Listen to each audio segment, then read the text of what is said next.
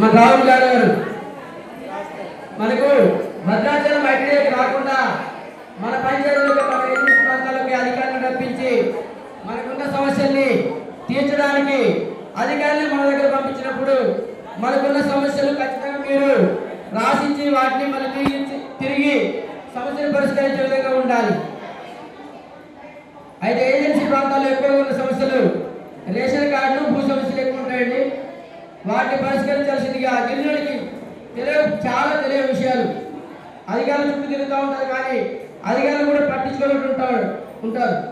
అందుకనే రాహుల్ గారు మన ఐటీడీపీ గారు వారి ఉద్దేశం గిరిజనులు ఇబ్బంది పడకూడదని అధికారులు ఇక్కడ పంపించినప్పుడు అధికారులు ఖచ్చితంగా గిరిజనుల యొక్క సమస్యలు పరిష్కరించి దాన్ని తీర్మానం చేసి గిరిజనులు తీర్మానం చేసి దాన్ని అధికారులు అమలు చేయాలి. కానీ అధికారులు నిర్లక్ష్యము వీళ్ళ తర్వాత కొన్ని పనులు జరగట్లేదు. వాటిని అధికారులు వచ్చి ఆలోచించి గిరిజనులు న్యాయం చేయాలని కోరుకుంటారు. ఈ గ్రామ సభను ఇక్కడ నిర్వహించడానికి పిఓ రాహుల్ గారిని ప్రత్యేకంగా అభినందిస్తున్నామండి. Thank you.